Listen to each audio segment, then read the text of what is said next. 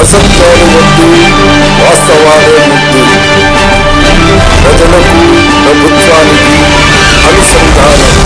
MK news. మన కడప నగర నడిబొడ్డున ఉన్న ఏదైతే మన ఐటీఐ సర్కిల్ నుంచి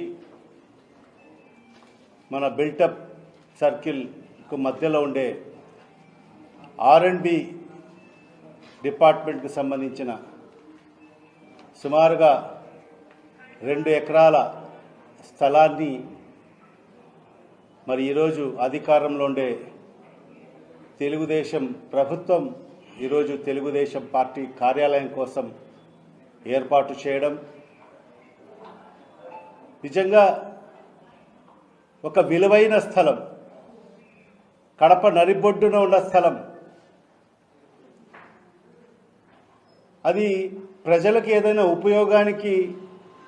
ఉపయోగ అవసరాల కోసం వాడుకునేదానికి అవకాశం ఉండే స్థలాన్ని మరి ఈరోజు ఒక పార్టీ ఆఫీస్కు దారదత్తం చేయడము ఎంతవరకు సమంజసమో ఒకసారి ఈ ప్రభుత్వ పెద్దలు ఆలోచన చేయాలి. మరి ప్రజలు కూడా మరి ఈ విషయంగా ఆలోచన చేయాల్సిన అవసరం ఎంతైనా ఉంది. మరి ఇవాళ మేము ఒకటే, ఎందుకంటే ప్రతి పార్టీకి ఖచ్చితంగా ఒక కార్యాలయం అనేది ఉండాల్సిన అవసరం ఎంతైనా ఉంది. మరి దానికి సంబంధించి ఎక్కడైనా ఒక ల్యాండ్ అలొకేషన్ చేయాల్సిన అవసరం ఉంది. కానీ అంత నడిబొడ్డున భవిష్యత్తులో ప్రజలకు ఉపయోగపడే స్థలాలను మరి పార్టీ కార్యక్రమాల కోసం ఇవ్వడం అనేది ఇది సమంజసమైన విషయం కాదని చెప్పి కూడా ఈ సందర్భంగా మేము దీన్ని తీవ్రంగా వ్యతిరేకిస్తున్నామని చెప్పి కూడా ఈ సందర్భంగా తెలియజేసుకుంటున్నాం.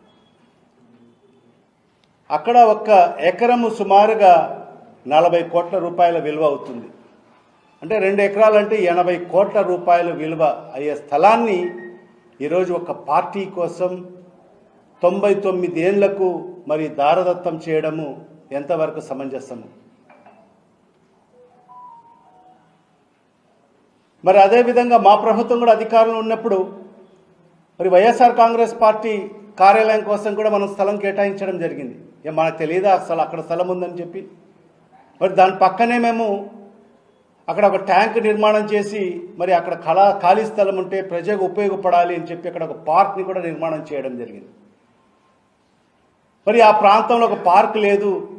మరి ఆ ప్రాంత వాసులకు అందరికీ కూడా ఒక ఆహ్లాదకమైన వాతావరణాన్ని క్రియేట్ చేయాలని చెప్పి అక్కడ ఒక పార్క్ని కూడా ఏర్పాటు చేయడం జరిగింది.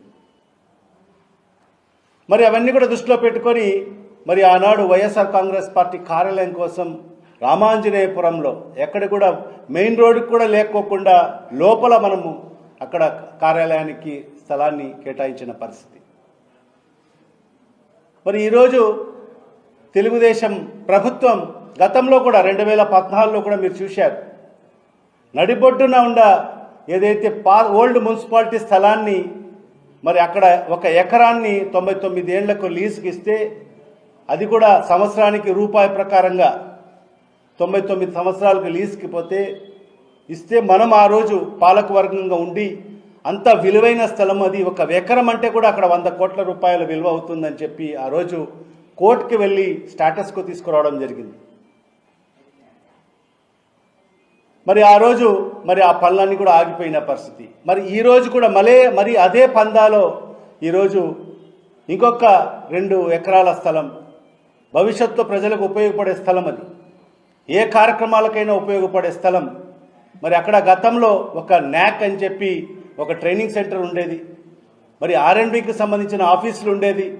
మరి అవన్నీ కూడా అక్కడ ఉండంగానే మరి ఆ స్థలాన్ని మరి ఒక పార్టీ కార్యాలయానికి మరి దారదత్తం చేయడము, మరి ఆ దారదత్తం చేస్తే జీవో వచ్చిన వెనువెంటనే మరుక్షణమే మరి ఆ స్థలాన్ని సదరం చేసి మరి అక్కడ ఉండే షెడ్లు, మరి అక్కడ ఉండే పాత ఏదైతే ట్రస్సులు కానీ అవన్నీ కూడా రేకులు కానీ అవన్నీ కూడా సుమారుగా పాతబడిన కొన్ని వెహికల్స్ కూడా ఉన్నాయి. కోట్ల రూపాయలకు సంబంధించిన మరి పాత వెహికల్స్ కానీ దానికి షెడ్కు సంబంధించిన సామాన్లు మొత్తం పాత ఏదైతే ఐరన్ స్కాప్ అన్నీ కూడా రాత్రికి రాత్రే మాయం చేసిన పరిస్థితి చూశాం తెలుగుదేశం పార్టీ కార్యకర్తలు. మరి దానికి అధికారులకు సమాధానం అడిగితే మాకు తెలియదని చెప్పి వాళ్ళ తరపు నుంచి సమాధానం వచ్చే పరిస్థితి ఉంది. మరి ఆ సంబంధించిన విలువైన ఏదైతే స్క్రాప్ కానీ మరి ఆ వెహికల్స్ కానీ ఎక్కడికి వెళ్ళాయి, మరి ఎవరు దాన్ని అమ్ముకున్నారు అనే దానిపైన ఖచ్చితంగా విచారణ జరిపించాల్సిన అవసరం కూడా ఎంతైనా ఉంది. ఖచ్చితంగా వైఎస్ఆర్ కాంగ్రెస్ పార్టీ, ఎందుకంటే అది ప్రజలకు ఉపయోగపడే స్థలం కాబట్టి ఖచ్చితంగా దాని మీద పోరాటం చేస్తాం. మరి ఖచ్చితంగా మీరు ఆఫీస్కు ఇవ్వాలనుకుంటే ఎక్కడైనా ఊరు బయట, ఎక్కడైనా రింగ్ రోడ్డు పైన, ఎక్కడైనా ప్రభుత్వ స్థలాలు ఎక్కడైనా ఉంటే మరి అక్కడ ఇచ్చుకోండి. మరి అక్కడ పార్టీ ఆఫీస్ నిర్మాణం చేసుకోండి, బ్రహ్మాండమైన ఆఫీస్ నిర్మాణం చేసుకోండి.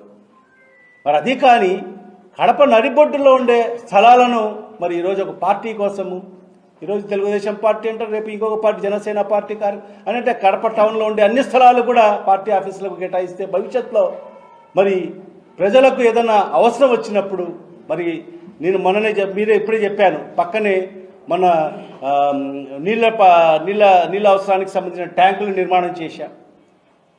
మరి అలాంటి భవిష్యత్తులో మనకు అవసరమైనప్పుడు మనకు స్థలాలు కరువు అయ్యే పరిస్థితి ఉంటుంది కాబట్టి మరి ఖచ్చితంగా ప్రజలు కూడా ఆలోచన చేయాలి. మరి ఈరోజు ఈ కూటమి ప్రభుత్వం ఎక్కడ వేసిన గొంగళి అక్కడే. ఈరోజు మరీ ముఖ్యంగా కడప నగరానికి సంబంధించిన ఎమ్మెల్యే గారు ప్రభుత్వం ఏదైతే పార్టీ ఇచ్చిన హామీలే కాకుండా ఆమె కూడా ఆమె సొంత ఎజెండా ప్రజల ముందు పెట్టి మరి ప్రజలందరూ కూడా ఆమెకు గెలిపిస్తే మరి ఈరోజు 8 నెలలు అవుతుంది. ఈ 8 నెలల కాలంలో ఈ రాష్ట్ర ప్రభుత్వం నుంచి ఒక్క నయా పైసా నిధులు తీసుకొచ్చిన పరిస్థితి లేదు. గతంలో మేము ప్రారంభించిన పనులకు మరి ఈరోజు రిబ్బన్ కటింగ్లు చేసుకుంటా, శిలాఫలకాలు వేసుకుంటా పరిస్థితి వాళ్ళకు ఈరోజు వచ్చింది. గతంలో రవీంద్రనగర్కు సంబంధించిన 2 బ్రిడ్జిలు, ఎందుకంటే బుగ్గవంక సుందరీకరణలో భాగంగా మరి ఇరుపక్కల మరి 2 దానికి సంబంధించిన వాల్స్ నిర్మాణం చేయడం జరిగింది. మరి ఆనాడు రాజశేఖర గారు ఉన్నప్పుడు అది ప్రారంభించిన తర్వాత మరి ఆయన మరణంతర అవన్నీ కూడా ఆగిపోయిన పరిస్థితిలో మరి గతంలో మన ప్రభుత్వం జగన్మోహన్ గారు ముఖ్యమంత్రి అయిన తర్వాత మరి ఆయన దృష్టికి తీసుకెళ్లి మరి దానికి 50 కోట్ల రూపాయల నిధులు తీసుకొచ్చి మరి ఆ బ్యాలెన్స్ వర్క్ అన్ని కూడా పూర్తి చేయడం జరిగింది. మరి ఆ బ్యాలెన్స్ వర్క్ పూర్తి చేస్తున్న సందర్భంలో మరి షహమీరియా మసీదుకు కాడ ఒక బ్రిడ్జ్, మరి లా కాలేజ్కు సంబంధించిన అక్కడ ఒక బ్రిడ్జ్, 2 బ్రిడ్జులు, మరి ఆ ప్రాంత వాసులందరూ కూడా దశాబ్దాలుగా మేము ఈ ప్రాంతం గుండా కడప నగరానికి వెళ్ళి వచ్చే వాళ్ళము, మాకు చాలా ఇబ్బందిగా ఉంది, మరి ఈ ప్రాంతంలో 2 బ్రిడ్జిలు నిర్మాణం చేయాలి అని చెప్పి మరి వాళ్ళందరూ కూడా అడగడం జరిగింది. వాళ్ళ యొక్క కోరిక మేరకు మరి గౌరవ ముఖ్యమంత్రి గారి దృష్టికి తీసుకెళ్లి మరి ఆ బ్రిడ్జి నిర్మాణం కోసం 20 కోట్ల రూపాయల నిధులు కూడా తీసుకురావడం జరిగింది, శాంక్షన్స్ తీసుకురావడం జరిగింది. మరి టెండర్లు కూడా పిలవడం జరిగింది. మరి టెండర్లు కూడా ఒక కాంట్రాక్టర్ పార్టిసిపేట్ కావడం జరిగింది. మరి ఆ రోజు దానికి శంకుస్థాపన కూడా, భూమి పూజ కార్యక్రమం కూడా చేయడం జరిగింది. కానీ ఆ కాంట్రాక్టర్ యొక్క తండ్రి చనిపోవడం వల్ల మరి దాన్ని కొద్దిగా జాప్యం జరగడము, అంతలోనే మరి ఎలక్షన్ కోడ్ రావడము, మరి ఇవన్నీ కూడా జరిగిపోవడం వల్ల మరి ఆ పనులు ప్రారంభించలేకపోయాం.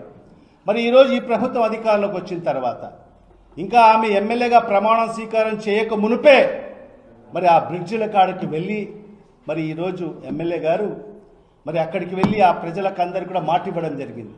6 నెలల్లో మరొకసారి భూమి పూజ కార్యక్రమం పెట్టి మరి ఈ 6 నెలల్లో ఈ బ్రిడ్జి నేను పూర్తి చేస్తాను, ఒకవేళ ఈ బ్రిడ్జి ప్రభుత్వ నిధులతో చేయకపోయినా నా సొంత నిధులతో చేస్తానని చెప్పి ఆ రోజు ప్రజలకు మాట ఇవ్వడం జరిగింది.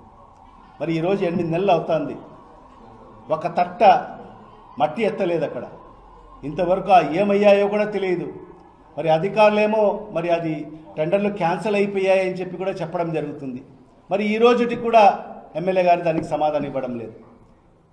మరి అదే కాకుండా కడప నగరానికి సంబంధించిన శాశ్వత నీటి పరిష్కారం కోసం ఎవరు కూడా ఆలోచన చేయలేదు. ఒక్క ఆనాడు రాజశేఖర గారు మాత్రమే కడప నగరానికి 24 గంటలు నీళ్లు ఇవ్వాలని చెప్పి మరి సోమశిల బ్యాక్ వాటర్ నుంచి మరి నీళ్లు ఇవ్వాలి, మరి ఇక్కడికి మరి అదేవిధంగా మన కొప్పర్తి మరి దానికి కూడా ఇండస్ట్రియల్ కారిడార్ కూడా నీళ్లు ఇవ్వాలని చెప్పి మరి ఆ రోజు సుమారుగా 750 కోట్ల రూపాయలతో టెండర్లు పిలిచి పనులు కూడా ప్రారంభించడం జరిగింది. మరి ఆయన అకాల మరణం తర్వాత వచ్చిన పాలకులు కానీ, తర్వాత వచ్చిన తెలుగుదేశం ప్రభుత్వం కానీ మరి దాన్ని పూర్తిగా నిర్లక్ష్యం చేయడము, మరి ఆ స్కీమ్ని పూర్తిగా క్లోజ్ చేయడము, తర్వాత జగన్మోహన్ రెడ్డి గారు ముఖ్యమంత్రి అయిన తర్వాత మరి ఖచ్చితంగా కడప నగరానికి శాశ్వత నీటి పరిష్కారం చేయాలి అని చెప్పి మరి మేమందరం కూడా కోరడము, మరి దాన్ని అధికారులకు గౌరవ ముఖ్యమంత్రి గారు ఆదేశాలు ఇచ్చి ఒక మెయిన్ సోర్స్ని ఐడెంటిఫై చేయండి, మరి అక్కడి నుంచి కడప నగరానికి నీళ్ళు ఇవ్వాలి ఖచ్చితంగా అని చెప్పి మరి అధికారులందరూ కూడా బ్రహ్మసాగర్ని మెయిన్ సోర్స్గా మరి ఐడెంటిఫై చేయడము, దానికి 1.5 TMC కడప నగరానికి తాగునీటి కోసం ఒక జీవో రిలీజ్ చేసి మరి 540 కోట్ల రూపాయలతో దానికి టెండర్లు కూడా పిలవడం జరిగింది. మరి టెండర్లు కూడా పిలిచిన తర్వాత మరి ఎలక్షన్ కోడ్ రావడము, తర్వాత ఎన్నికల తర్వాత ఈరోజు కూటమి ప్రభుత్వం అధికారంలోకి వచ్చింది. మరి దానికి కూడా ఈరోజుకి ఎక్కడ టెండర్లు అయిపోయిన పనులు కూడా ఇప్పటి వరకు ప్రారంభించిన పరిస్థితి లేదు. మరి ఇంత కడప నగరానికి ఉపయోగపడే కార్యక్రమాలు 2 బ్రిడ్జులు తాగునీటికి సంబంధించి ప్రధానమైన సమస్యలు, మరి దాన్ని కూడా ఈ 8 నెలల్లో మరి ఏం చేశారో కడప నగర ప్రజలకు సమాధానం చెప్పాల్సిన అవసరం కూడా మరి ఎమ్మెల్యే గారి మీద ఉందని కూడా ఈ సందర్భంగా మరి డిమాండ్ చేస్తున్నారు. ఎమ్మెల్యే గారు అసెంబ్లీలో ఆల్రెడీ